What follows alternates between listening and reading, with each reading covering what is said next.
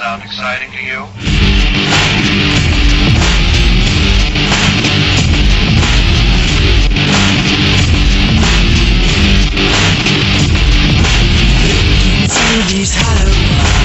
Hey, welcome back, Shadow Nation, to the one, the only, mystifying Oracle of Radio, your GhostMan and Demon Hunter show. Demon Hunter!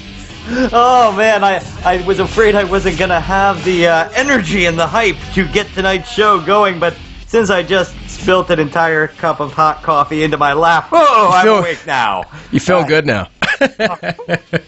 Oh my God, Demon Hunter. Huh? That'll wake you up in the evening. Yeah, right in the old groin, my friend. Oh, it's Huh? Yeah, but we are back, guys. It's Sunday night. Listeners around the world, the original Bad Boys of Shadow, welcome you back to our studio. Look, I like to change it up every week, you know? Oh, you do? I do. I like to bring that, new thing. Mystifying Oracle Radio. We are the Mystifying Oracle Radio, and each week, if you don't know, if we have some new listeners, we give you the strange and weird with a comedy twist like nobody else can do. We've been doing it for quite a while now, so we're still messing it up, though.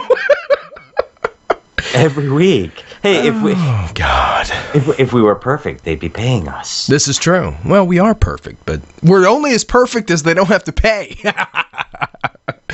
Oh, man. Anyway, guys, how's everybody doing out there? We hope great. We left you last week. We didn't have a show. Had some stuff come up, but we are back today.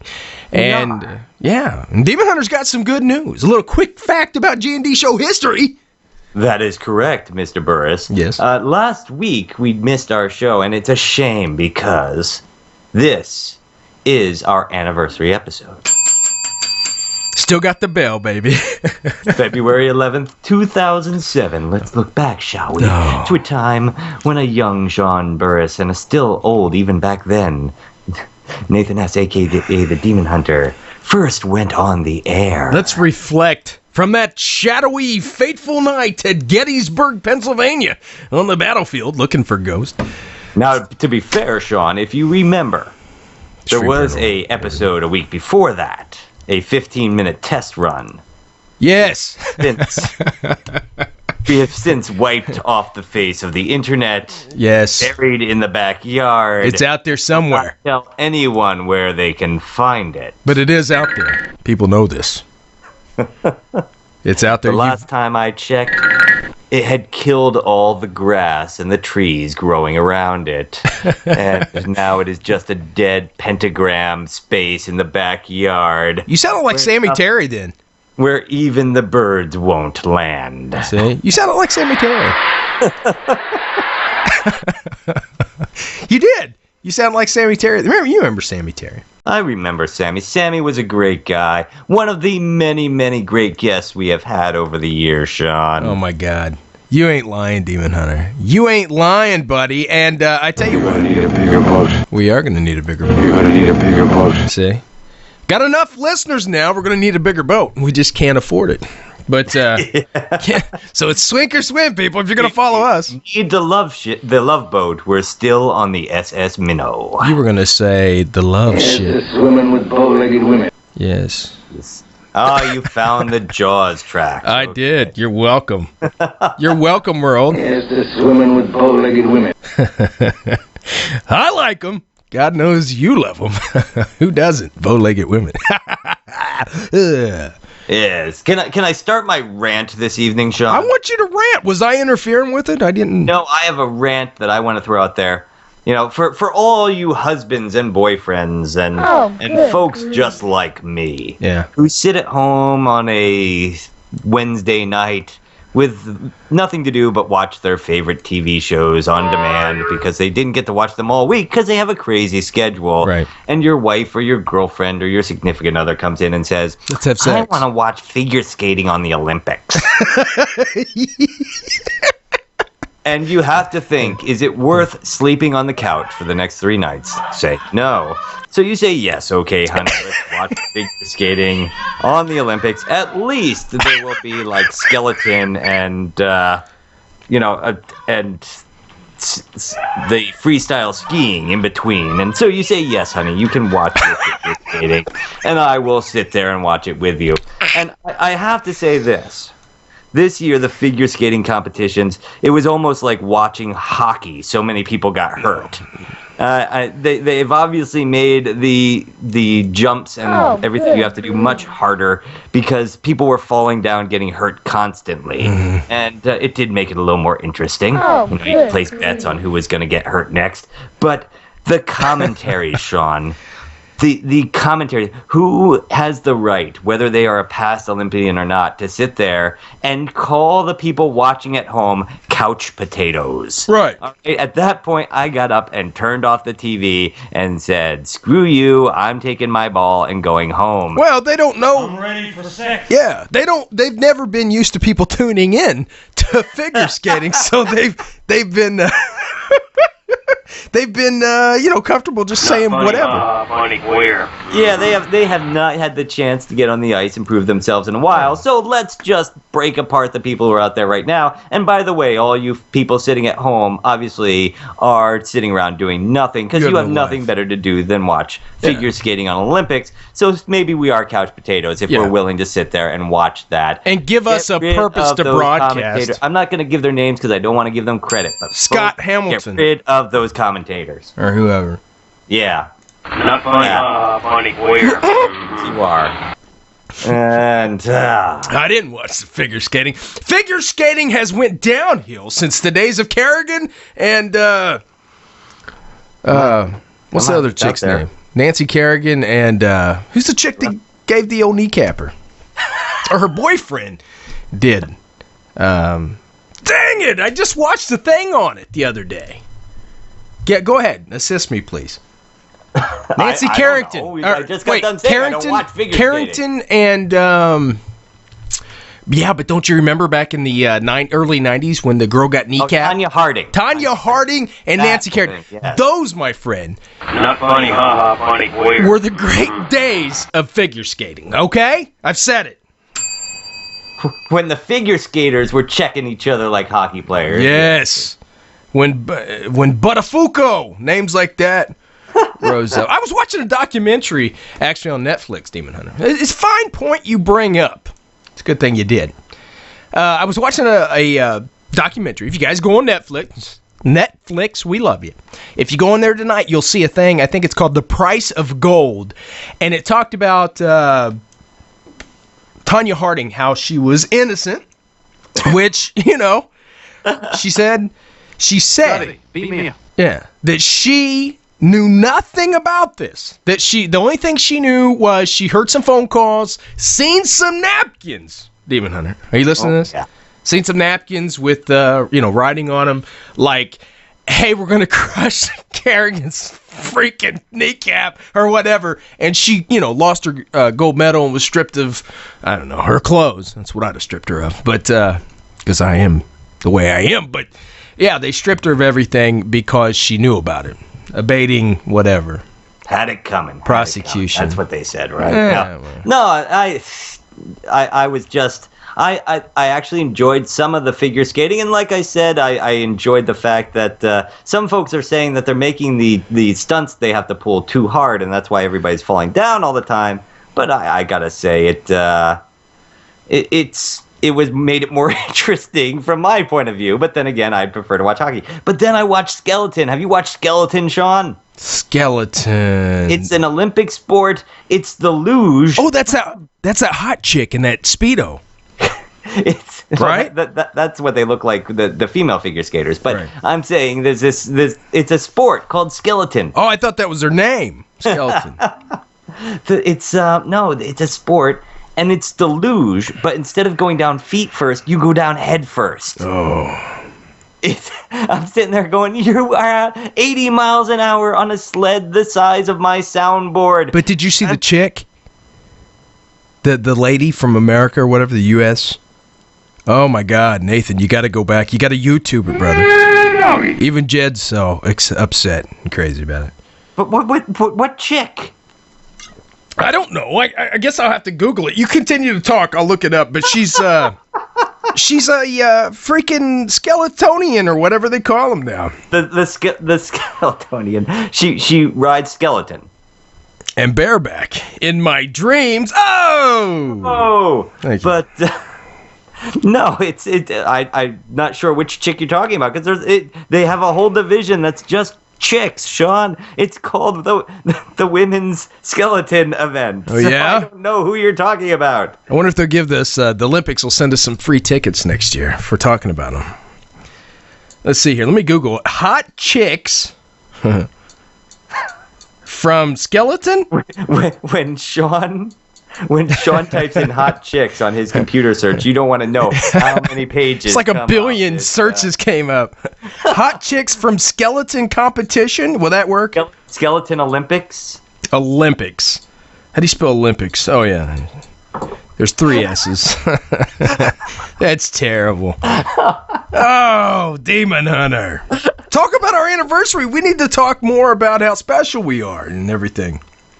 Nobody else gives us any credit, Sean, because we don't pretend that we're special. No, we don't. That's the thing. We've been gunslinging now we've been in the game for quite some time, and just wow. Wow. I went to the ladies' cancer site today that we've been trying to promote. Nobody hardly has donated anything on that site. Just kind of sucked it up, and whatever. whatever. Of course, guys, we're talking about the Susan G. Komen 3-day race for the cure. Join our friends Sandy Merritt and Elizabeth Knoll as they fight cancer with us and donate today. Maybe you guys don't understand how to do it because we don't have a huge website where, on the very top it says, click here, cancer fight. So you actually have to go to, write this down, America, very slow, www.ghostanddemon, that's 2 D's there, ghostandemon.com. You go to the site, you'll see our ugly mugs pop up. Scroll down on the thing. There's a little thing at the side of your computer, and you click on it, and you pull it down, and you'll see a whole thing on Susan G. Komen, all that stuff. It says, click me, click here, something like that. Don't quote me. Click here for more information. Right, and you click on that, and then immediately to your left, it says donate. And, it's cancer, guys. It's been killing people for years. Help these ladies out. That's all I can say. God bless America. G&D Show Nation, 14,000 listeners out there around the world. Take a minute, will you please? That's all. That is all. I gotta say, Sean, the medical explanation of cancer killing people for years is...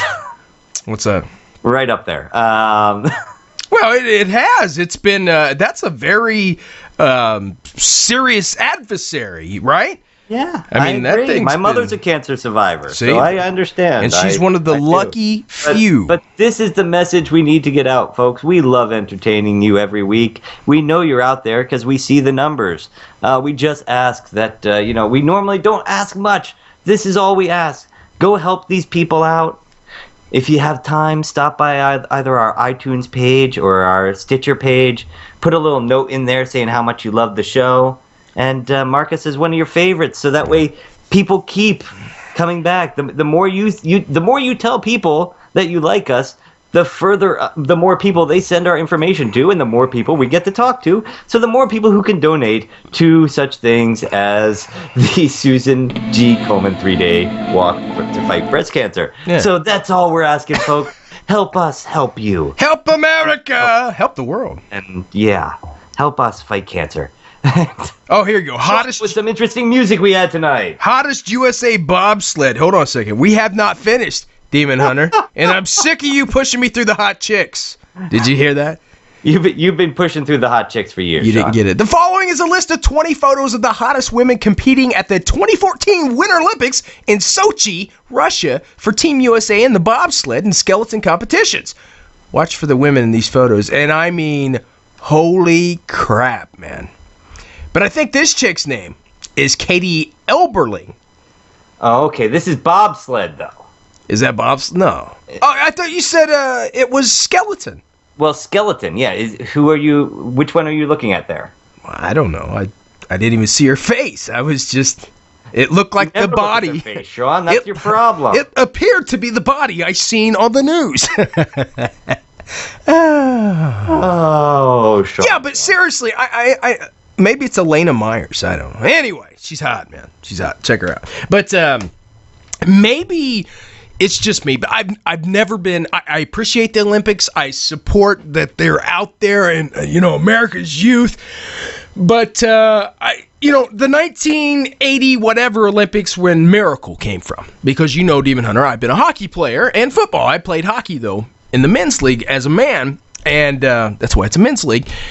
And I really liked hockey all my life, so me and my dad watched the USA beat Russia, of course, and now it's a movie, Miracle. If you guys haven't seen it, you don't know your history, or you're younger than that, but the USA Olympic team was filled with a bunch of young guys. Nobody thought they could beat them because Russia was indestructible when it came to hockey, and that was during the Jimmy Carter era where everything was bad, and we beat them one night in Lake Placid, New York.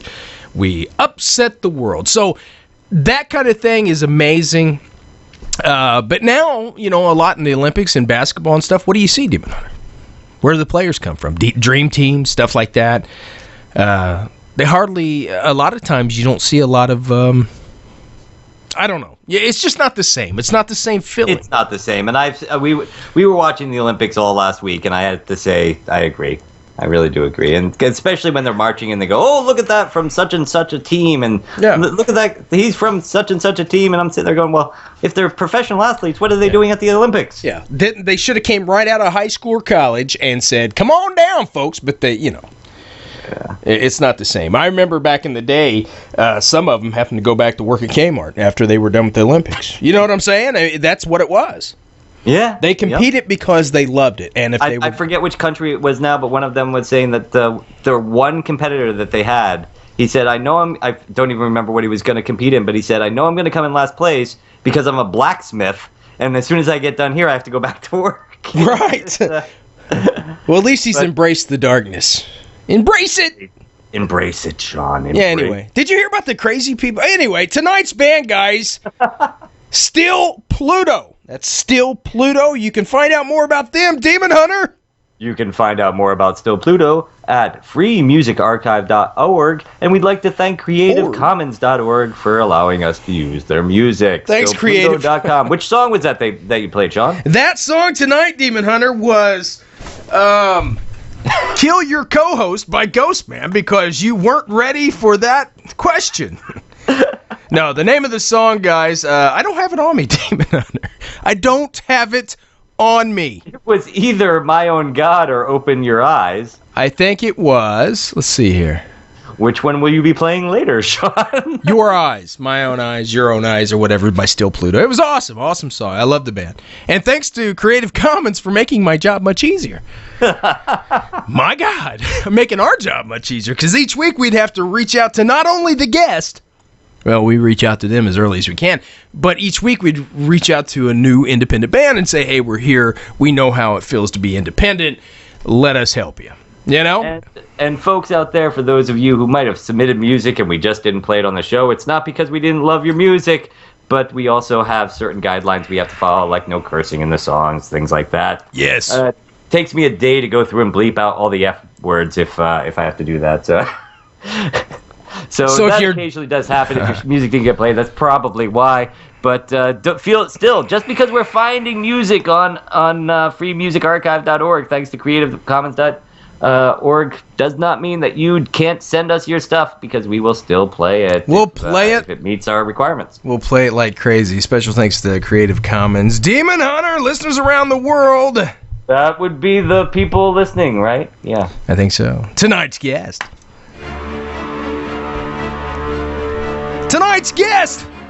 Bill Moseley, most known for his work on House of a Thousand Corpses, The Texas Chainsaw Massacre Part 2, Night of the Living Dead, the remake, and much, much more. Tonight on your G&D show, the Yale graduate, Demon Hunter. Really? Yes, Yale graduate stops by. The Spook King himself, Otis, from A House of a Thousand Corpses, Bill Moseley. Bill Moseley. In the house, Demon Hunter, Bill Moseley. I gotta say, Sean, I was like, oh, Bill Moseley, I know that name, Bill Moseley, and I went up and saw Repo. He was in Repo. Yeah, you're big on a lot of the, let's play some more music. I don't do the guest segment enough. You ready? I don't play now. Bill Moseley, guys, you just reminded me. He's also known for Repo. Go ahead, Demon Hunter. The Genetic Opera. The genetic rock opera. Okay, that's good. Guess who else? Mikey Rooker, that was on the show, was in that. That's right. Yeah. That's right, he was. We're not just the Walking Dead show. Now we're also the Repo, the genetic opera. We are. We got a lot of money. Bill Moseley. Bill Moseley, ladies and gentlemen. Bill Moseley. From now on, when there's added stuff I don't put in the intro, I'm just going to kick it back to the guest segment. When I don't care, Demon Hunter. I don't care. And then he's just going to say, Bill Moseley. I'm just going to say Bill Moseley stops by tonight. You know, we build it up. The music and the da-da-da-da. Bill Moseley in the house. Bill's a nice guy. I met him at a convention here in Indianapolis, Indiana, where they sit around and, do autographs for $40 a pop or whatever. And, of course, Sid's coming to town, Demon Hunter. Oh, you haven't steak dinner with Sid? Hey, did I tell you what happened Yeah, well, me and you are supposed to. When he comes to town, Sid Hagen. You told me, but we haven't got to talk about it on the show yet. Yeah, you're supposed to come down. I haven't even looked up when that convention's in town, but he he said, "Come on down and let's do this, man." But I don't think I can pay for it all, man. It's not like Sid Haig comes to town. We can take him to White Castle. You know, he's probably been to a White Castle. Take him to McDonald's. Because it's you, Bill. Because it's you, Sid. You don't even have to order off the dollar menu. You can have anything off the regular menu at McDonald's. Sid, you can have a double Whopper with cheese. Don't you worry about it. I'll even spring for an extra tomato. That's terrible. But no, only the medium Coke. Don't go to the large. Yeah, let's not go crazy here. No free refill. I can't pay for that. Let's not get crazy. No, anyway, the genetic opera, you were talking about that. And there must be a lot of stars starting out, not even starting out, but they get into that. I think Mr. Moseley was involved with some of the directors. They got involved with that. But the one thing that caught my eye, Demon Hunter, was the remake of Night of the Living Dead, because I thought it was amazing. I thought it did justice to the original of Romero's creation. Did you now? I did. Did you ever see the I believe it was 1992 or 1990 remake? Of Night of the Living Dead? Yeah, I saw it. Didn't you think that was decent? I thought it was very decent. In fact, at the time, I think I enjoyed it more than the original. But now that I'm older and look back at it, the original just holds so much for me. That must be because you're old. Because not to me. I mean, this one was good. It really captured what. Let's talk about what creeps GhostMan out, okay? Not much, Demon Hunter. We've been out there before and heard little girls scream through halls, and we've seen different things when it comes to ghosts and stuff, of course. And we've usually laughed about it and tried to record it, which with little or no success, but we have witnessed it. And what we did, the one thing that really has spooked me since I was a kid, but intrigued me to the bone, Demon Hunter, was death, I guess, and the rituals and the spookiness of it. Not, I had even thought about getting into the mortuary science program at Ivy Tech, but I found out what they make, and I was like, wow, I can't go down to that, but. And especially seeing the stuff they see. But when I was on the sheriff's department, I was a sheriff's deputy here in Marion County for 5.5 years. And Nathan's done a lot of crazy stuff, too, like that, guys. We've been in the public service field. And anyway, I've seen, the fatality accidents and stuff and have to drop the bodies off at the morgue and walk through those old funeral homes at night with the bodies in the low light, all laid out stone cold with their hands folded in their suits. Something that kills me about dead flesh and the satin or whatever in the coffins, man. You know how some cats get freaked out by feet? Some dudes don't like, gray hair. Some chicks, they don't like their fingernails. Some guys don't like chicks with fingernails that are too long. That's my thing with the whole death thing. Even when I dated... So you won't date somebody who's already dead. I'm not saying that. Good call, though. That was good. I'm so proud of you here lately. I try. I told you that cup of hot coffee in my lap woke me up. Right. You were on top of it, man. You were on top of it. Yes. But anyway, what I was saying is, even when I remember I went to prom, my senior year in high school or junior year or sophomore year, I went with the senior. I was a bad man. I was a bad man pajama. But I went with this chick, and she wore this like satin coffin type material on her body that's supposed to be sexy, I guess. But I couldn't take it. It made me sick. Really? Yeah, because the smell of I just nothing like the smell of embalming fluid in the morning. It's Well, Sean, you're not supposed to like that smell. No, but it's not like that you walk into Macy's and when you walk up to the counter, they say, "Would you like to try eau de mort?" Right. It brings out that wonderful rotting flesh and odor of embalming fluid, formaldehyde, and decay. Easy, British gent. That's what I would say. No, but the chick had that silky thing. I just can't. I'm just saying. Can I speak freely on my pet peeves? No. Not my pet peeves, but my what would you call it? My turnoffs? Your psychological difficulties? Yeah. Martha. Yeah. And once when I was a kid, we had a chick that served me French fries, and she was wearing like a silk shirt, and I couldn't eat my food. Silk shirt. Demon Hunter in the news. It's always fresh. It's always exciting. And boy, did I play the overlap music too loud. And it starts right now. It starts right now. Boy, did I play that loud, Demon Hunter. Let me bring that down a little bit for you. There we go.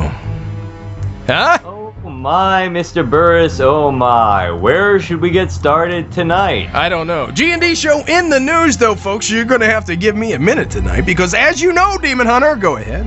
As you know, when you listen to the GhostMan and Demon Hunter show in the news, that means Sean and I are going to pull news stories out of the news paraphernalia that we keep on our desk.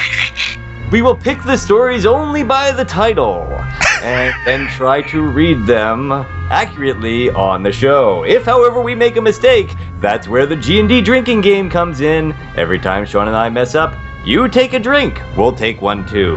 Tonight I'll be drinking champagne. Champagne Velvet.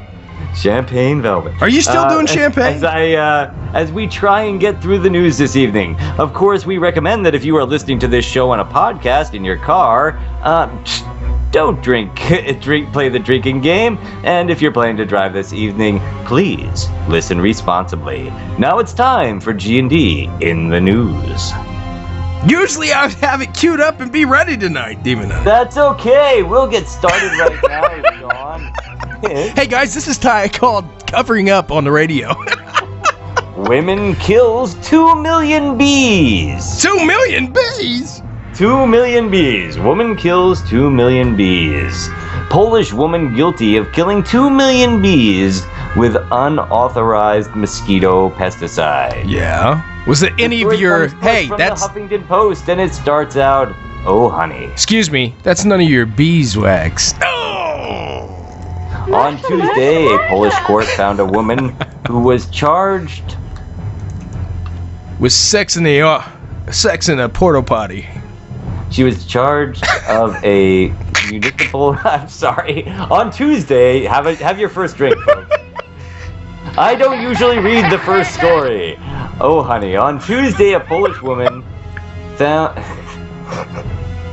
Polish? She was Polish? Takes 3. If we don't get it on this one, we jump to the next story. Oh, well, take your time. Oh, honey. On Tuesday, a Polish court found a woman was in charge of a municipal anti-mosquito spraying operation. Guilty of killing 2 million bees after she used a pesticide without proper authorization. Okay. According to the news, this is why we should read these stories before we do it, Sean. But then it wouldn't be as much fun. No, According to the news website Polski Radio, the woman, who has been identified only as Jonah S. due to privacy laws, Jonah has been tasked with culling the mosquito population in Bees, South Poland. Wasn't that a band, Jonah? Mosquitoes were reported South in the Poland. region following the floods of 2010, the station reported. Next to Pussy Riot. However, the pesticide she used had not been approved by the Ministry of Health. Nobody did. The poison wiped out 358 bee colonies. Good for her. Well, let's remember, Sean, we are in a bee shortage right now. Really? We need more honeybees, huh? Yes. Ludwig Frykman, head of Drink! the Association. His of name's not Brooklyn, Frykman. Drink up. a city in southeastern Poland, told the Poland's PAP news agency that careless spraying could have harmed human lives as well. Oh my God. I hope the court decides that to punish her and to prevent other thoughtless eventual disasters. To spank her bare buttocks. Frickman said, That's what I would do if I had. Okay, let's just jump to this. The court handed down a 4-month suspended jail sentence. According to Australia, the Good day, mate. the conviction could open doors for civil suits brought by beekeepers. Talk about kicking the hornet's nest. Ah! Oh, Ah! no payoff. The hornet's nest, Demon Hunter. I Kids get tongue stuck to metal pole I knew you'd like that one. I did. In La Christmas Story. Huh? In La Christmas Story?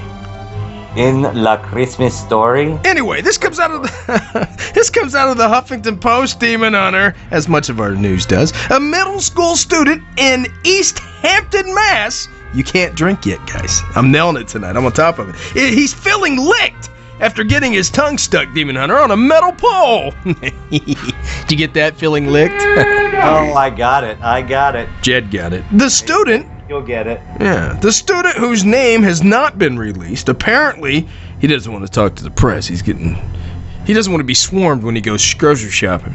Oh, swarmed. Is that going back to my B joke? Yeah. Connecting. The student whose name has not been released apparently attempted to reenact a scene from the 1983 holiday classic, A Christmas Story, Wednesday morning by sticking his tongue against the pole. That was clever. Tongue against the pole? That's terrible! Don't even talk about that, Demon Hunter. I can't have this kind of stuff going on in my studio. It's crazy. Hey, you're the one reading it. Yeah, hold on a second.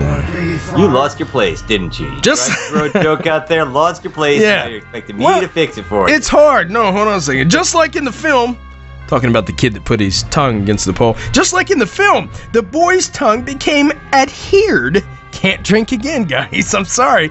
Couldn't be removed without help. WCVB-TV reported a rescue crew was called to Whitebrook Middle School and helped the tongue-stuck student get free by pouring hot water on the pole and the tongue. Time.com reported. It took a couple of buckets of water to unstick him, Demon. Teachers shielded the boy during the rescue mission, while other students were arriving to class. Laughing. I would assume. Passes off. I would assume crying and laughter. My God. Yes, I am. Anyway, little boy in Massachusetts puts his tongue to the pole and and gets it stuck, Demon Hunter. Gets it stuck. Okay. Did you ever do that? Did you ever try to put your tongue on I did not, but what I did do, something cold besides the ex-wife? freezer. After I saw it, licked my fingers and stuck my finger up against the metal inside the freezer, and yeah, it got stuck and it kind of hurt getting it off. Did it pull the skin off? Yeah, it did. Okay. Don't try this at home, boys and girls. Did you hear what I said about the tongue and the ex-wife? No. You totally I said, did you try to put your tongue on anything cold other than the ex-wife? Oh! That's terrible, but you should pat me on the back for my efforts. Yeah, well, I'll pat you. Demon Hunter, can I take the next one? Do you want to take the next one, Sean? Yes, I would love that. Okay, go ahead. Huffington Post, guys, weird news. Woman finds cell phone video of boyfriend having sex with dog.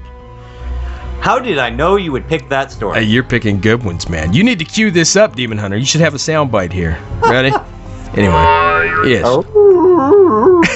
You can't make them. You're too late. A woman looking through her boyfriend's old cell phone, Shadow Nation, saw a video of him having sex with her dog. Now the man faces up to 2 years behind bars. Wayne Bryson. Oh, they wouldn't give the kid's name to stuck his tongue to a pole, but they're gonna give this dude's name for having sex with the dog. Wayne Bryson, 19 of Lincolnshire, UK, confessed to having intercourse with the woman's Staffordshire Bull Terrier. Those aren't even big dogs, are they? Staffordshire Bull Terriers? Yeah. Is it? Yeah. Google that stuff. The Grimsby Telegraph reports that he told the court he had no explanation.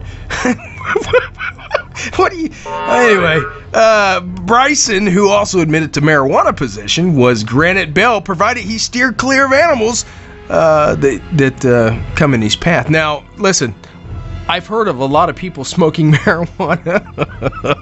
I've heard of them. And they've never had sex with dogs while under the influence of marijuana. Okay. The thing you have to think about the Staffordshire Bull Terrier, Sean, is it is one of these dogs that was kind of like the precursor to the pit bull.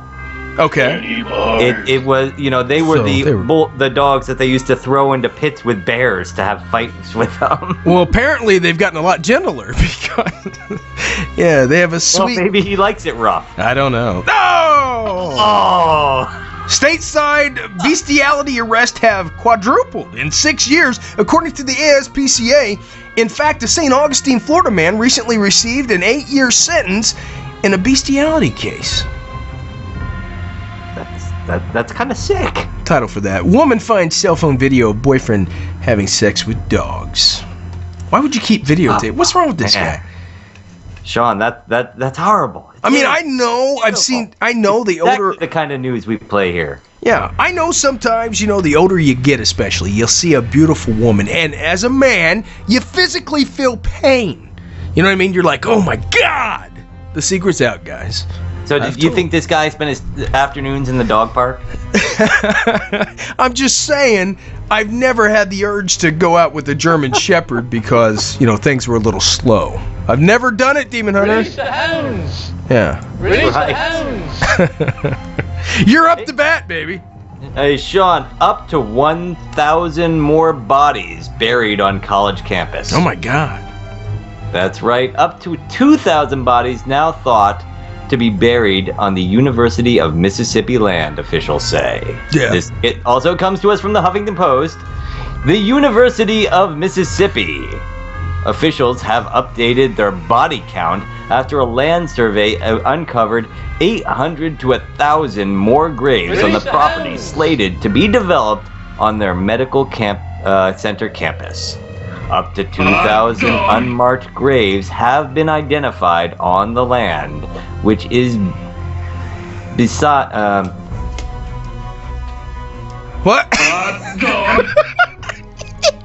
which is bisected by a railroad. Sorry, the page wouldn't turn. You want to say bisexual, didn't you? Which is bisected by a railroad, officials Why are you say. like that? The remains were discovered using ground-penetrating radar. Penetrating. Why don't we have that stuff for Ghost Hunt, Sean? It helped us out. Known there were graves on the site, many of them unmarked. It was really a matter of knowing how many there were. University of Mississippi spokesman Jack Mazurk told Mississippi News. Drink, folks. Mazurk is right. It's M-A-Z-U-R-A-K. How would you say that? Mazurk said that some of the graves came from the old Mississippi Lunatic Asylum. Oh! Operated on the grounds between 1855 and 1935. Yeah. Other graves may be associated with the African American Church and a potter's field for indigent people. We recognize that these are people's relatives. We hear all the time in social media people calling us and saying, I had a grandmother who was in the insane asylum, Mozart told the station. We recognize there is a direct connection to people today. Oh, yeah? Yes. The Clarion Ledger reported that it was buried on the plot could include tuberculosis patients, former slaves, and Civil War casualties. Oh. Yeah, you thought that would catch your attention there. Yeah. Let's see where they go to it from here. I'm trying to turn the page. I'm giving you filler here, man. Turn that page. Reburial is an expensive proportion with the university. You can drink there, folks, because I'm sure that's reburial is an expensive proposal. Slam that. University officers estimating the cost at approximately $3,000 per grave, up to $6 million. 3,000. 3,000. Oh, I think they're just gonna dump me in a hole when I go to save them. I just burn me up, man. Flush me down the toilet.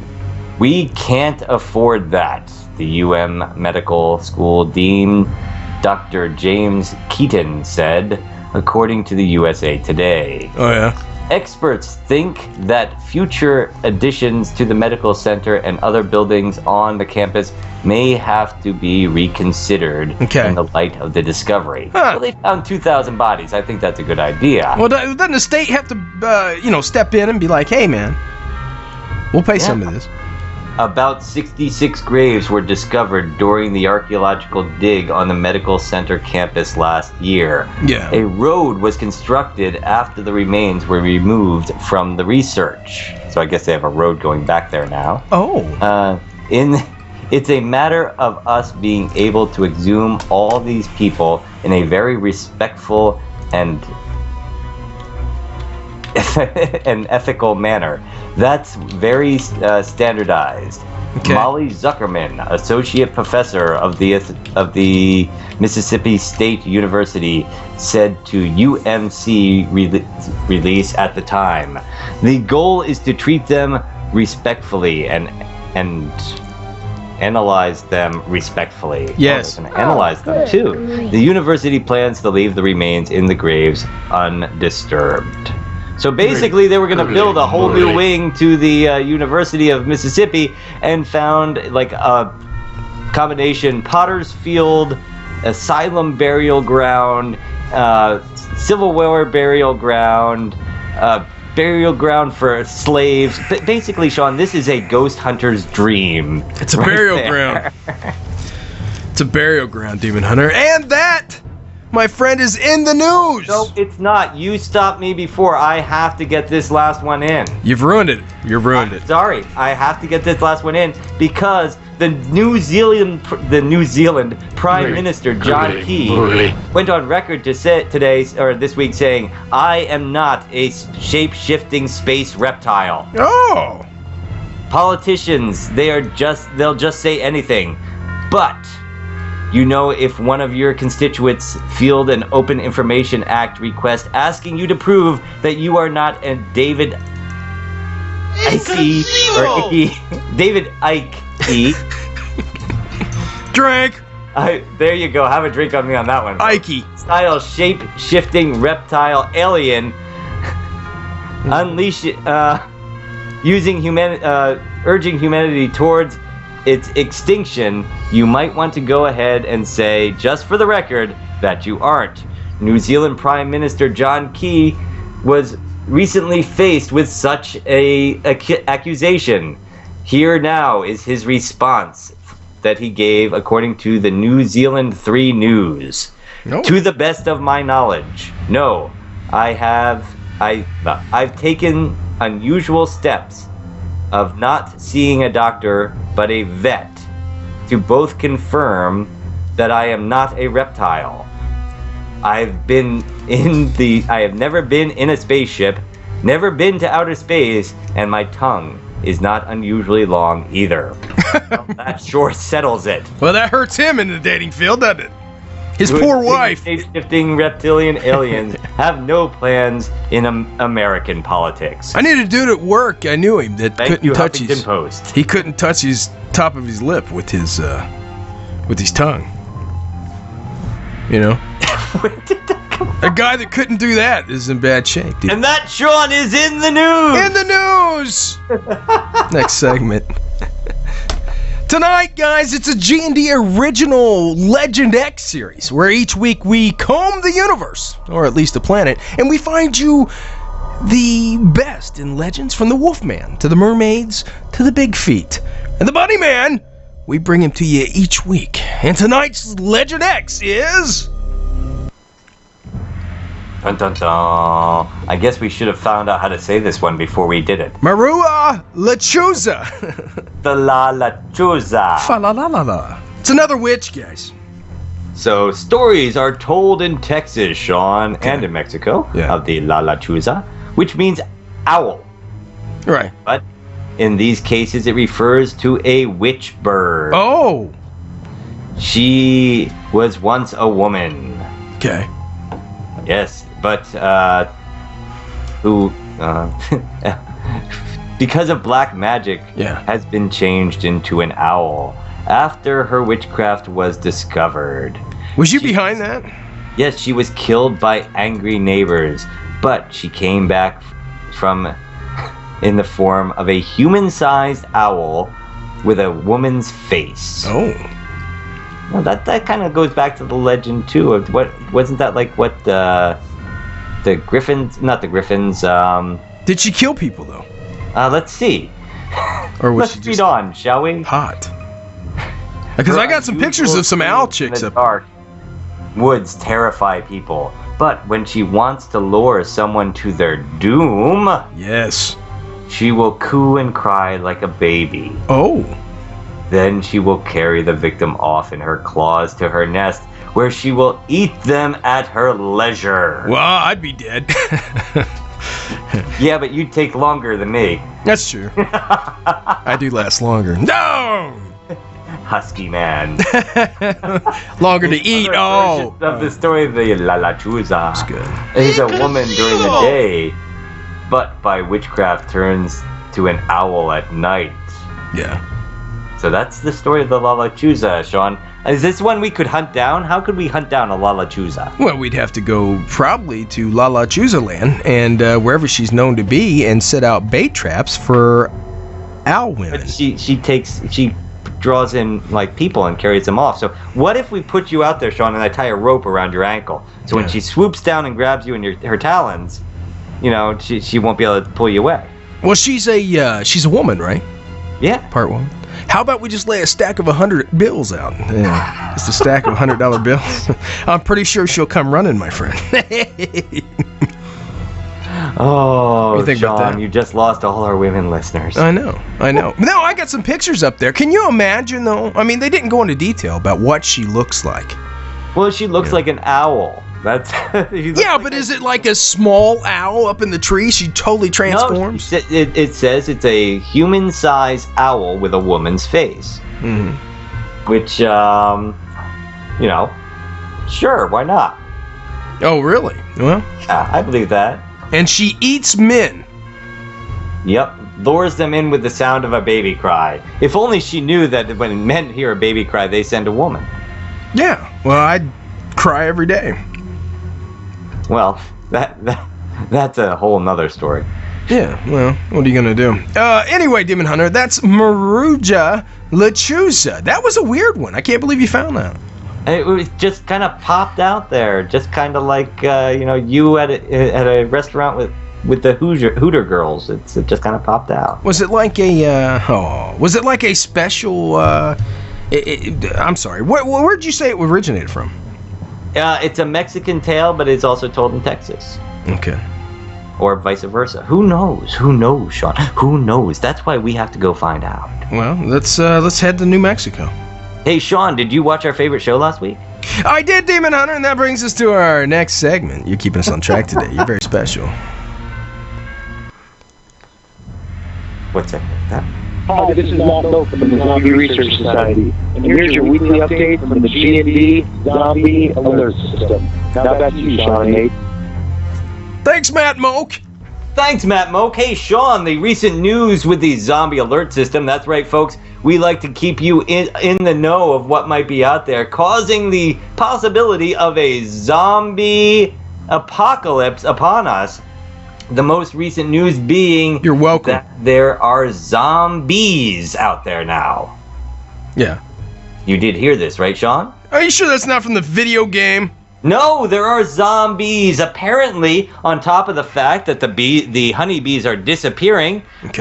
and that there are Polish women going around and killing 2 million of them, there is also, on top of the mites that are killing the zombies now, there is now a fly that is laying its eggs inside the bee's husk, allowing the maggots to grow inside the bee, essentially killing the bee, but keeping it pseudo-alive long enough for the maggots to grow into flies.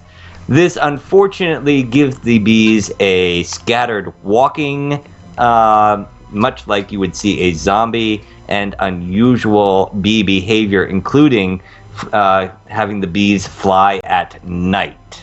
Right. So it's literally the flying dead, Sean. The Flying Dead!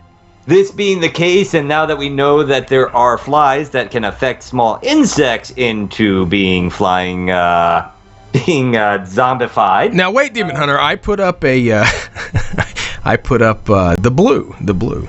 Which is Guarded. which means that we are now at guarded. Oh, I'm sorry, I didn't know. Yeah, because we are dealing with the fact that there is an insect out there which has been able to zombify another living creature. be it the zombie that we are used to or not. This does put us at a worry factor of guarded, so that we should be looking out for these kind of things, possibly being able to affect people. Because a story I didn't get to read this week, Sean, was what's that pain in your ear? Maybe it's a maggot. Oh my God! We'll have to read that next week. A woman was found with a maggot growing inside her ear. So that combined with this story, Sean, puts us at guarded this week. Thank you, Matt Moak and the Zombie Research Society, and our music by Midnight Syndicate for bringing us the zombie alert update. Advisory system. Absolutely. Demon Hunter, we're at 58. Real quick, The Walking Dead, one of our favorite shows out there. America loves it, you know it. The world loves it, they know it. Last week, Carl's back. Smart Alec. We know what's going on. You can give the spoiler alert, but we don't have much time. That's right, folks. We don't have much time, so if you watch The Walking Dead and you haven't gotten to see it yet, put your hands over your ears and go la la la, because we're going to keep talking about The Walking Dead. Mm-hmm. What's going to happen this week? You know what? I think Carl must have finally gotten to eat a Stickers, because he wasn't acting like himself when he was hungry. He wasn't. He was a little... He was acting like free. He was a brat, man. I got to give it to Rick, because even as messed up as he was, if my kid had talked to me like that, I would have smacked him. Smacked him in the mouth. Yeah, but the thing, that that's a perfect teenager. They don't need their parents, they don't know nothing. And then what happens when we get older? Man, should I listen a little bit more. And he almost ate poop there in a minute there in that house. That all of a sudden that zombie was strong, man. From what I understand, too, he will never eat pudding again. No more pudding. This week, Sean, I think that we're going to pull away. We're not going to see anything from them this week. I think we're going to go. I think what we're going to start seeing is each week we'll see another group that escaped and see where they are right now in the series until they all manage to come together, or maybe even lose a few in the search. This week, I believe we're going to be looking at Daryl. What happens to Daryl at this point? So I got a feeling that Daryl's going to be facing something he never wanted. He's going to be made to be the leader of his small group. And he doesn't like being the leader. He's a great beta dog, doesn't like being the alpha dog. And I think he's going to be forced to make some decisions this week that he might not be that happy with. Whatever it is, world, get ready. The Walking Dead is one heck of a ride. And you just found out what's going to happen this week on The Walking Dead. Tonight's guest, Demon Hunter. Talk. Bill Moseley, journalist, writer for such magazines as Omni Magazine, National Lampoon, and Psychology Today, Demon Hunter. Wow. Most known as an American actor for his work on the Texas Chainsaw Massacre 2, Pink Cadillac, Clint Eastwood, Silent Night, Deadly Night, Better Watch Out, and of course all Rob Zombie's House of a Thousand Corpses, Devil's Rejects, and Night of the Living Dead tonight. And let's not forget Repo. Yeah, and the Repo Genetic Opera, right? The Genetic Opera. The Genetic Opera. Guys, we got to go to break. Tonight's band, Demon Hunter. Tonight's band, and you didn't let me... You didn't get me ready for that one, did you? Okay. Tonight's band, ladies and gentlemen, is still Pluto. And I believe this next song will be My Own God, brought to us through freemusicarchive.org and thanks to creativecommons.org. We're going to break, guys. We'll be right back with actor Bill Moseley. Hold on to your hat. This is still Pluto.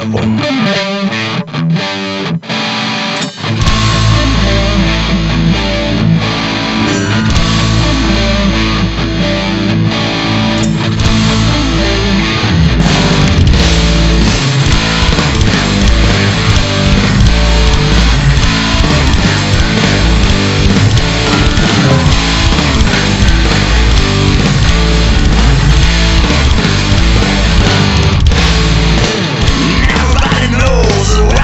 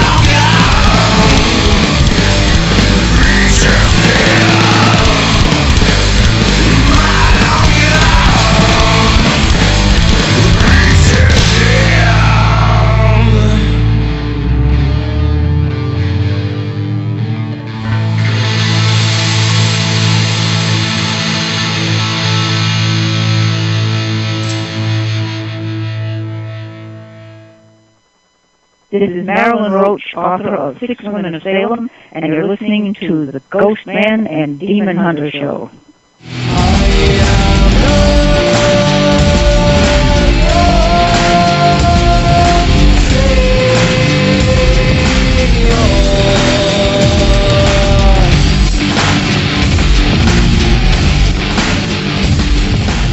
That's right, guys. It's Sunday night. Welcome back, Shadow Nation, to the one, the only mystifying oracle of radio, your Ghostman and Demon Hunter show. Demon Hunter. Hey, Ghostman, could you entertain the folks with maybe one more story there while I finish up what I'm doing here? Oh, what are you doing? I could, Demon Hunter. We can play actually one more song if we need to. Nope, we don't need that much time. I just need to make a connection here, and then we'll be ready. It sounds good. It sounds good. But I'll tell you what, guys, tonight's band, that was still Pluto. Special thanks to Common, Common Music, whatever it was. We'll find out about that a little bit later. Susan G. Komen, 3-day Race for the Cure, guys. Be sure to go to our website and check that out. We're trying to fight cancer. Go to our website, www.ghostanddemon.com. Donate today. Be a cancer fighter. You guys know we are. Stand behind us, G&D Show Nation.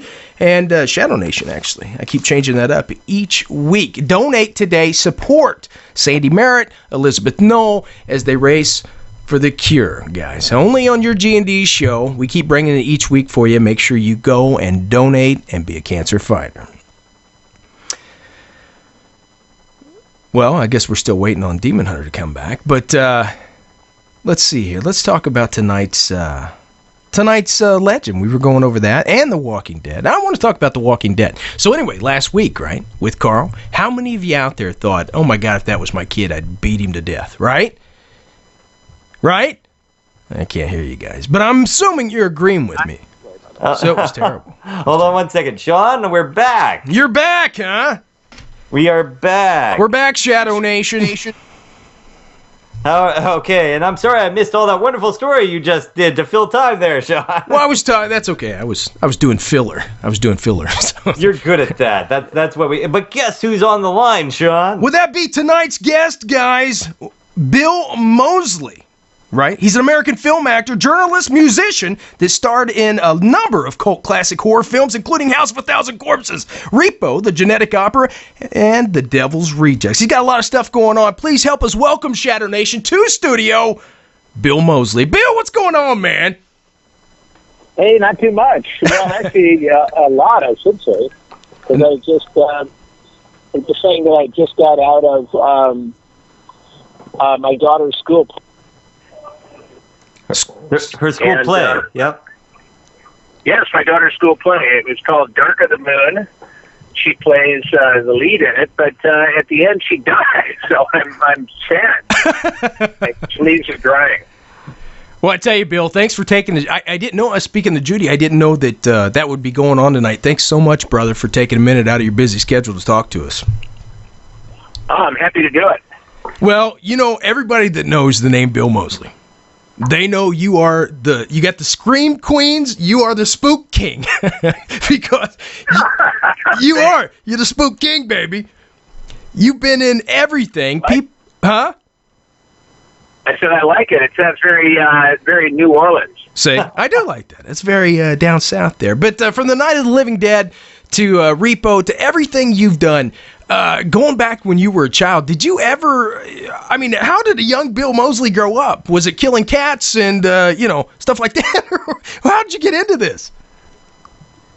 You know, we didn't have cats. We had dogs. Oh, okay. Good We've thing. had some bad stories about dogs tonight, Bill. I'm hoping that... Sorry.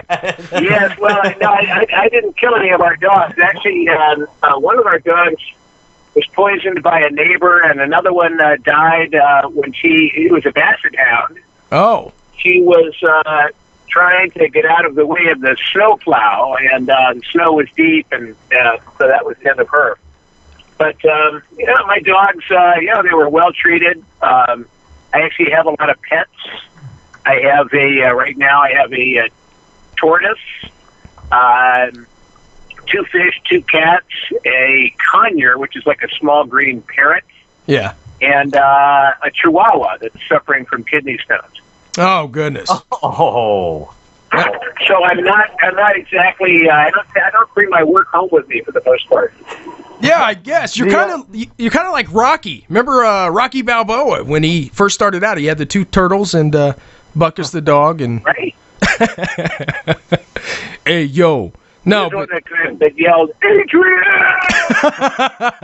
we did it. No, Bill. Everybody knows you as the horror madman out there, and I was just asking you. You know, you grew up out here in the Midwest. I'm in Indiana, and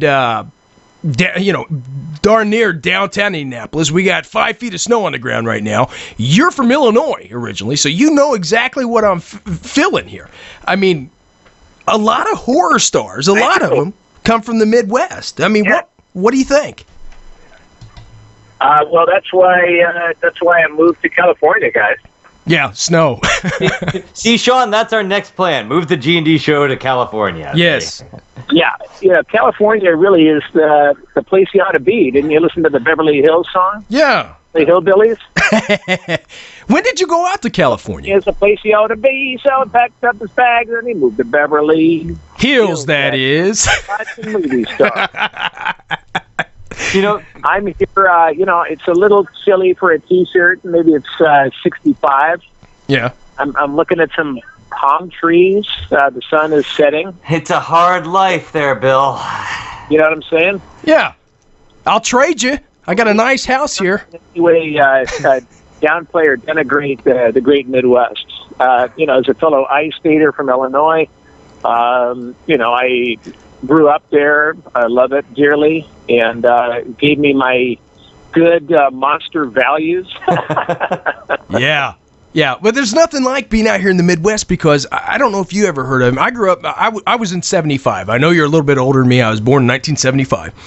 And that was, that was kind of not the golden age, but I caught the end of the golden age of the late night horror host. So it was... Who did you have? Sammy Terry. I know you know him from the conventions.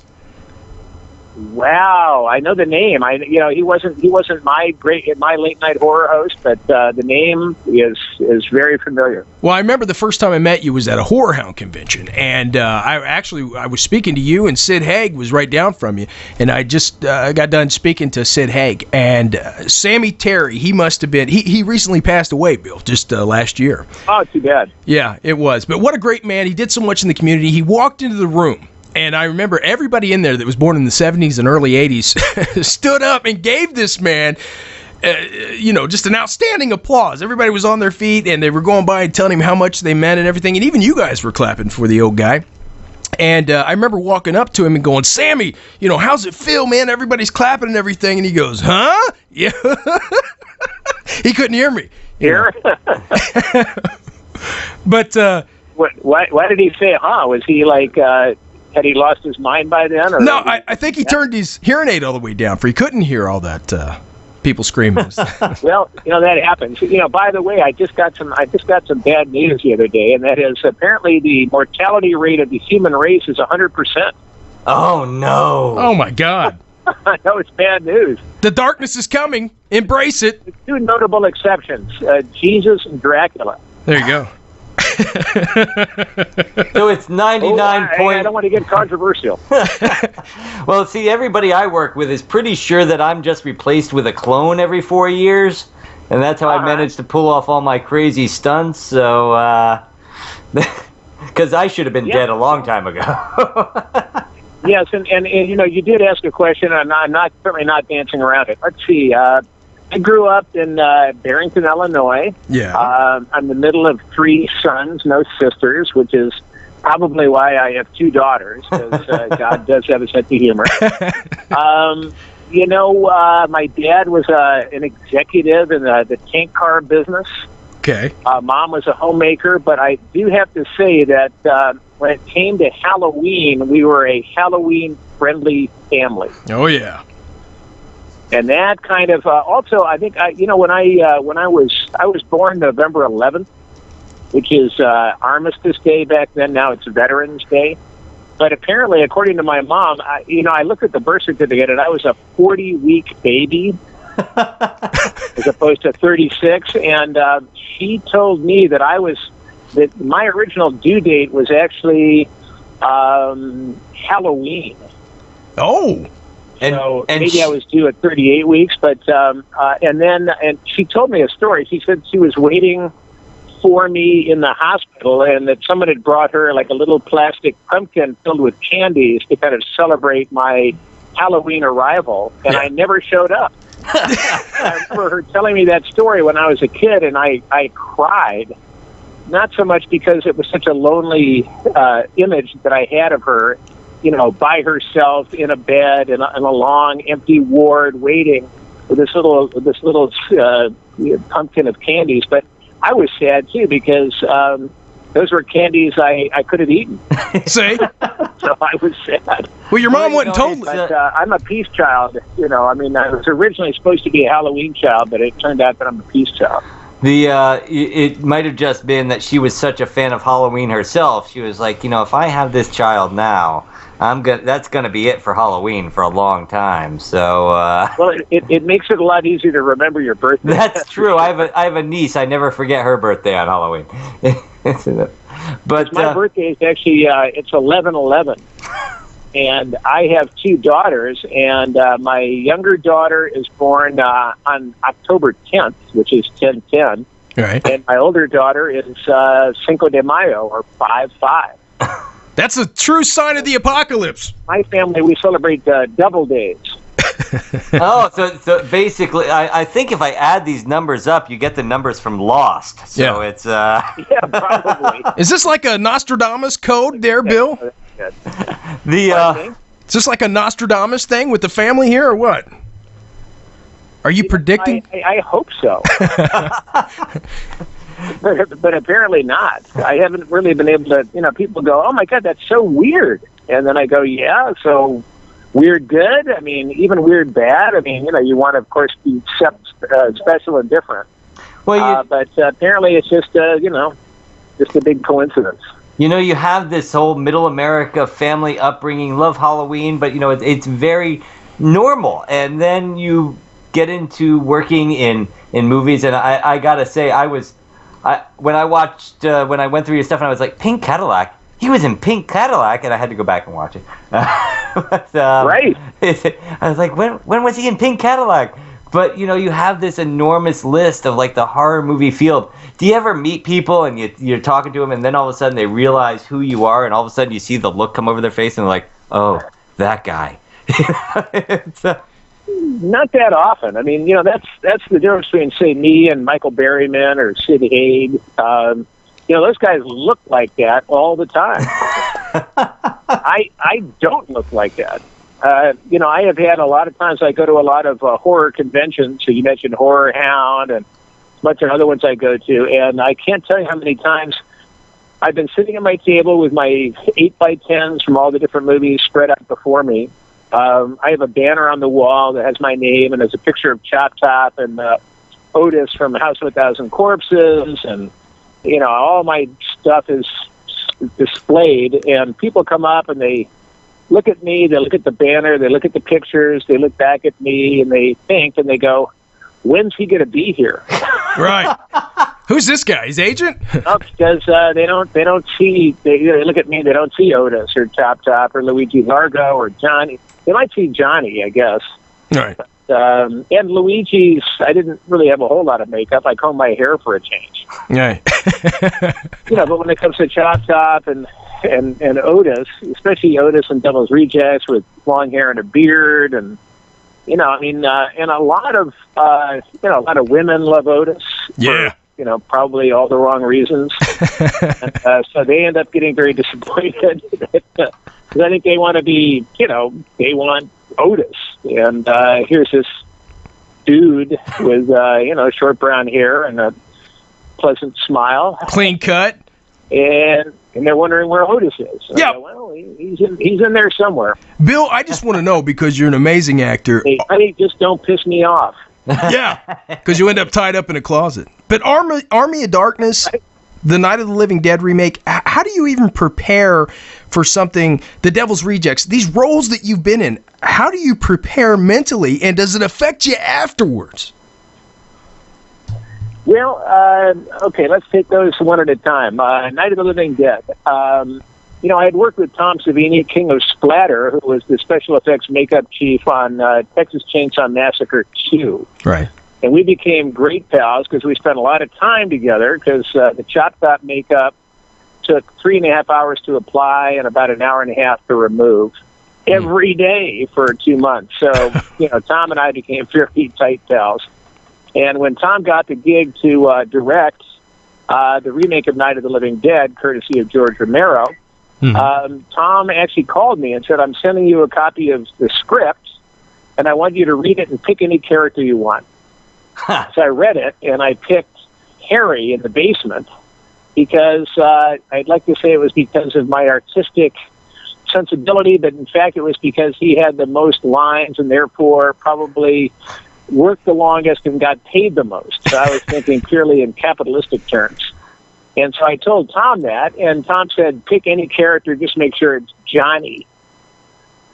So for Johnny, I was a big fan of, obviously Russ Streiner is, Johnny. Yeah. And what I did was I just wanted to make sure I had a good Boris Karloff accent. So my only research, aside from watching Night of the Living Dead and, appreciating Russ's Johnny, was I rented the videotape, that dates me, for Die Monster Die. It's an old H.P. Lovecraft movie with starring Nick Adams, and it was one of Boris Karloff's final movies or later movies. And that was what I used to keep playing over and over again and getting Boris Karloff's accent down.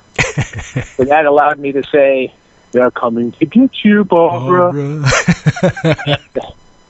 When we were shooting the movie in Washington, PA, back in '91 or whenever it was, we had a long shot from the car where I'm pestering my sister and we're walking to our mother's grave. So I had the line, they're coming to get you, Barbara, actually, as we were getting out of the car. And then there was nothing written for our long walk to the grave. So I ad-libbed, they're horny, Barbara. We've been dead a long time. And George Romero liked it. He laughed. He was there. And so it stayed in.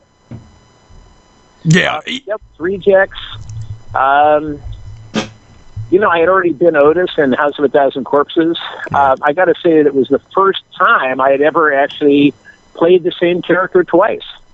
So I kind of learned, I kind of got familiar with Otis and House of a Thousand Corpses, but by the time we did Devil's Rejects, I had Otis down, so then it was time not to discover the character, but just to kind of kick some butt.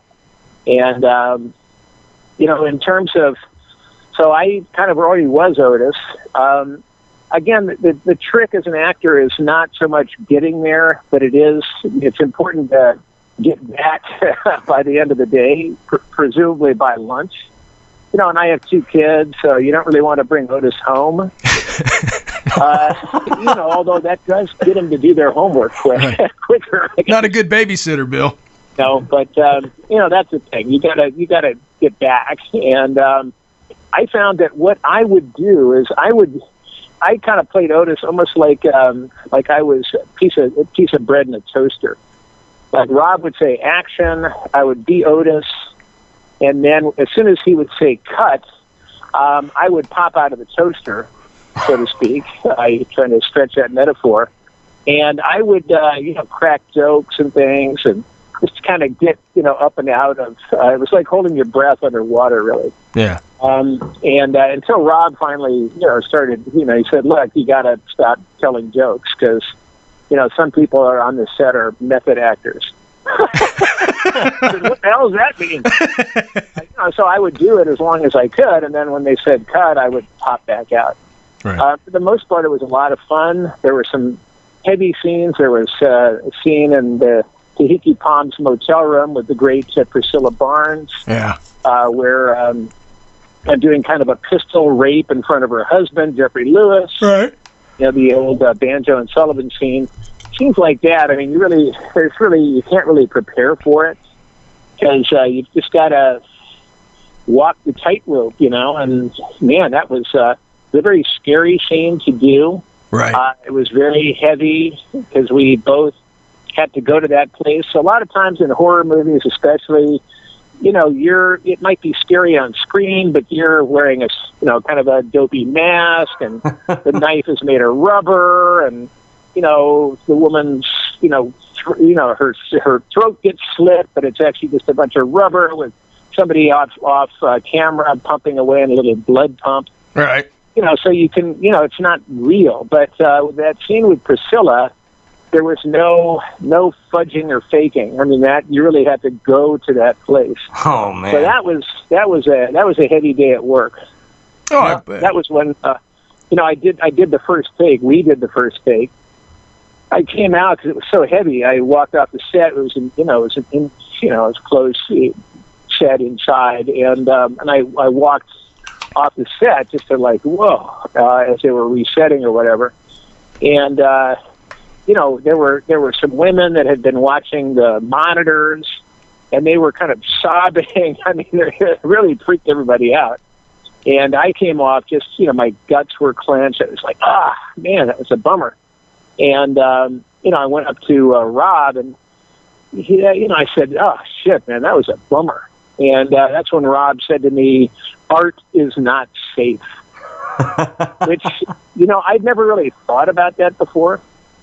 And also, I had never really thought of what we were doing as art, in terms of, especially with The Devil's Rejects, because so many horror sequels are kind of cheesy remakes, kind of cynical efforts on the part of the producer to just squeeze at least 50% of what the first one made. So you don't really get art, in a sequel, especially in the horror genre, too often. And the fact that, Rob said that, it certainly was better than patting me on the shoulder going, oh, you poor thing. Right. It was certainly better than going, yeah, fuck you. Right. And it really got me thinking. I thought, well, shit, I guess we're going for art here. That's awesome. So that really helped kind of square me away too for the rest of the shoot. Hey, now, Bill, go I ahead. just got to ask you, the Repo the Rock Opera. Yes. Going back to ad-libbing here, you're known for having added a line to At the Opera Tonight. Yes. I don't even know which one that is. The My Greatest Rage. Oh yes.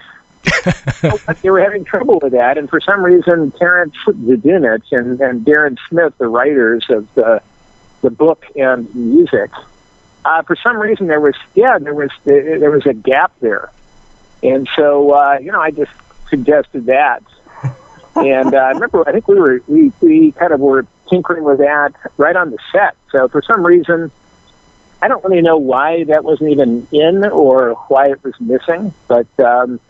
I suggested that, and it seemed to work. So, onward and upward. I mean, this movie, the way it just came out, of course, it had been the stage play version and all that, and it got changed for the movie slightly. But the cast, I'm a huge Anthony Stewart Head fan, of course, over the years. But it's just a cast that just kind of came together and made this thing that's now such a cult classic. And it when you watch it originally, you sit there and go, oh, yeah, I heard about that. And then once you turn it on, you can't turn away from this. Did you know you were getting involved with something that was going to be this insanely popular? I did not. Yeah. Easy answer. I didn't. The short answer, no. I had no idea.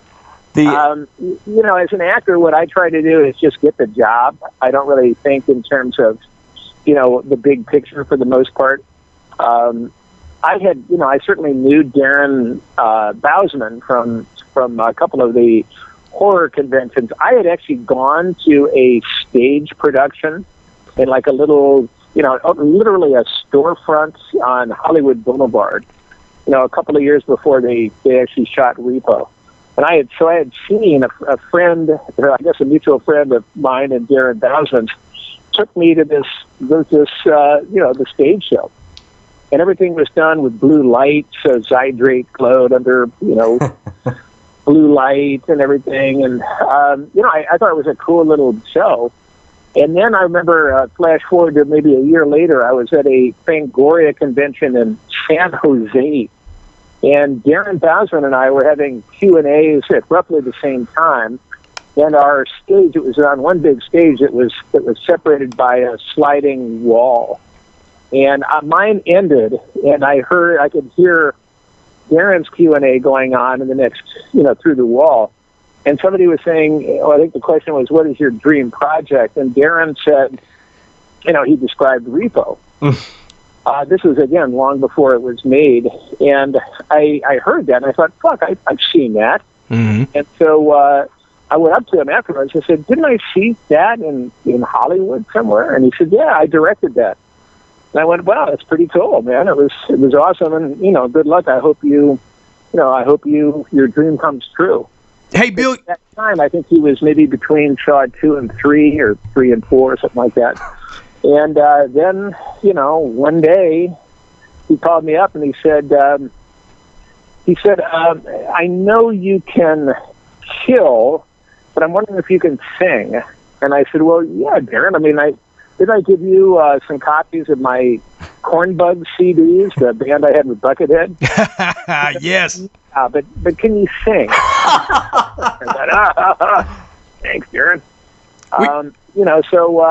Darren and Terrence liked the idea of me in the movie, but they wanted to make sure I could carry a tune.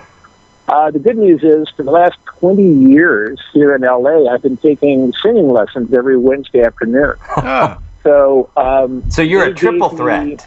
You can act, you can sing, and you can kill. They gave me a song to prepare. And so I took it to my singing coach, and we worked on it. It was Night Surgeon. Oh. Yeah, we worked on the song, and I auditioned. I came to the studio one night, a studio in North Hollywood, and got up. I actually followed one of the Pussycat Dolls who was auditioning for presumably one of the female parts, and I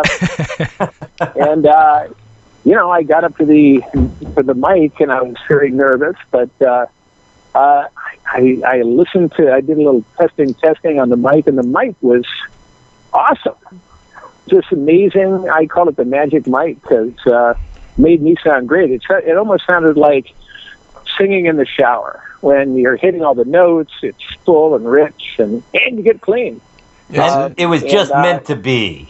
Yeah. So I got to the mic and sang Night Surgeon, and looked through the glass. I was in this studio, and everybody was in the control room looking down on me, Joe Bishara and all the cats, and got the job.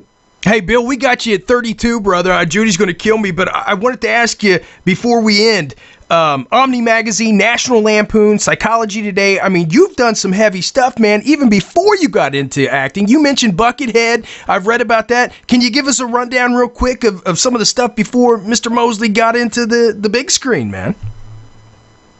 Yes, well, I graduated from Yale University in 1974 with a BA in English, and I went into writing. I ended up moving to New York City. I was a freelance writer there. I started out as editor-in-chief of CB Bible magazine, that they had to the Midwest, CB radio.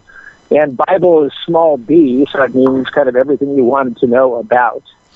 From there, I went into freelance writing, Omni Magazine. I did stuff for National Lampoon, Rolling Stone, Interview, a bunch of different magazines. What I ended up doing was spending a summer on a ranch in Wyoming back in the early 80s. And one day, some crazy kid was pounding sugar and chopping wood next to me and started blathering away, and all of a sudden out of his mouth came, "Texas Chainsaw Manicure." I heard that, and I went back to the bunkhouse, and I wrote down this little 5-minute scenario.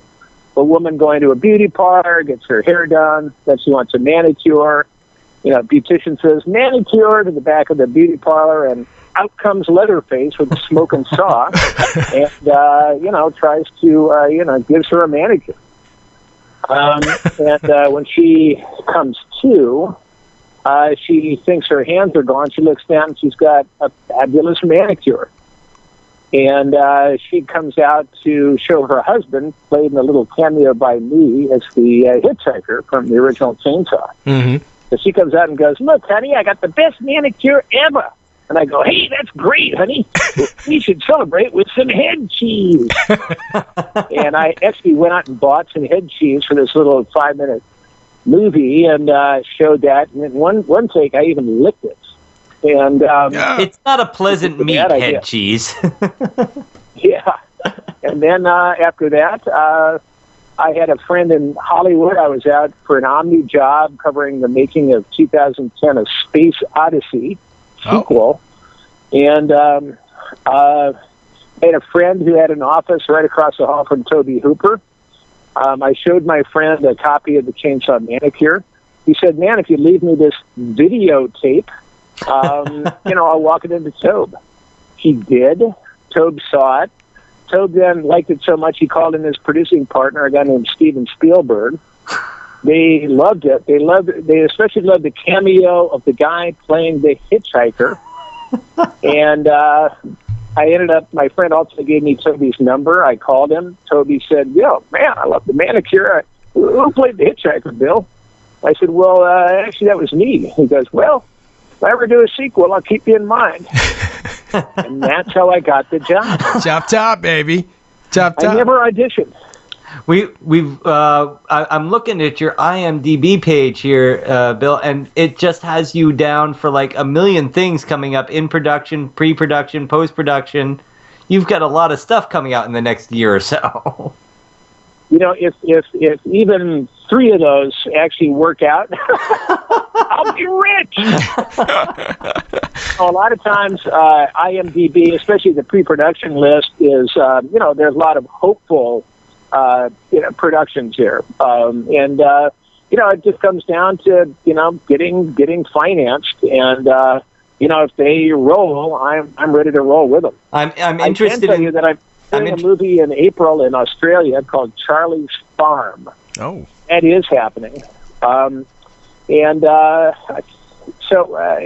got a couple of irons in the fire that are actually close to happening, and I'm more than happy to talk about that when they happen. But I want to say, I am the elusive dollar. Yeah, I'm interested in this. I see Manson girls playing Charlie Manson. I think that actually is not going to happen. Now my heart is broken. Yes, I'm sorry, but if they wait any longer, I'll be playing Charlie Manson with a walker. That was effective. Taking a while.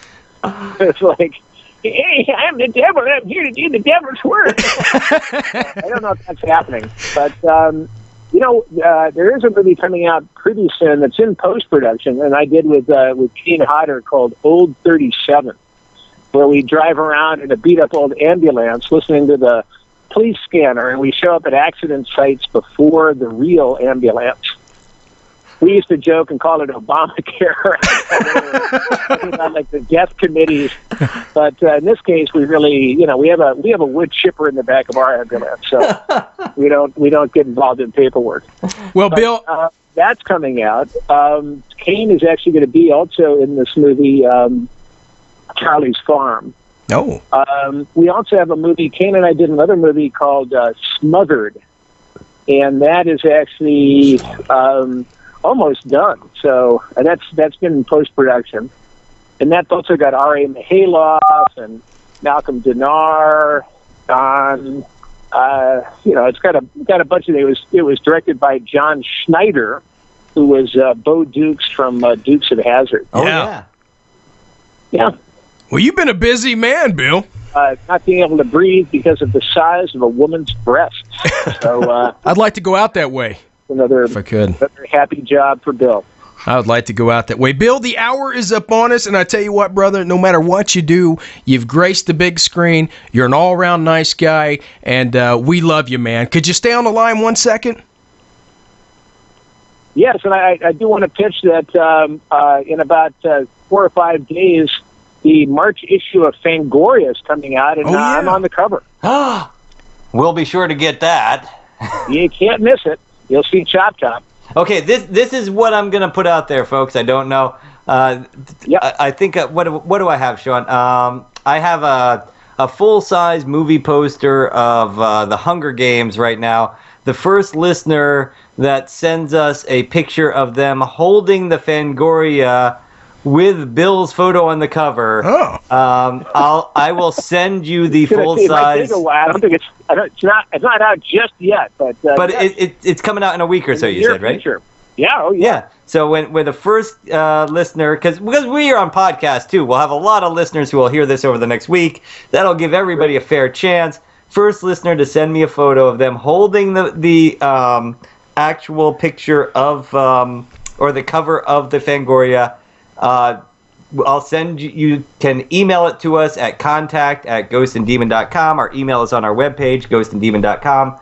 And I will send you the full-size poster of the Hunger Games, the movie-size poster. How do you go from a Bill Moseley flick to the Hunger Games poster? Movie I wasn't in 2012. I was going to say, how do you go from a Moseley flick? I got sent the Hunger Games poster, so we were looking for a way to give this poster out as a contest. So there we go, Bill. Doing some spring cleaning in the studio. If you love Bill Moseley, check out the Hunger Games that he's not in there. Hey, it'll get people to grab Fangoria. And a couple of nice residual checks in Lionsgate, so God bless them. God bless them. Bill, stay on the line. We're going to close out. Check for Chainsaw 3D, which, for 5 minutes of screen time. So that's always nice. Yeah. I love residuals. Residuals are awesome. And, of course, I got a chance to play Jim Seadow. I got a chance to play the cook. I said to him, when they said, we want you to play the cook, I said, well, that's kind of like asking Curly to play Moe in a remake of The Three Stooges. And they said, well, we don't have the rights to Chop Top because that's Chainsaw 2 and a different company has the rights to it. So we're going to do Chainsaw 3D as if Chop Top never existed. Oh, no. And I said, well, whatever. Hey, Bill, hang on the line for just a second. We want to talk to you for a minute after the show. And Sean has to do the wrap-up.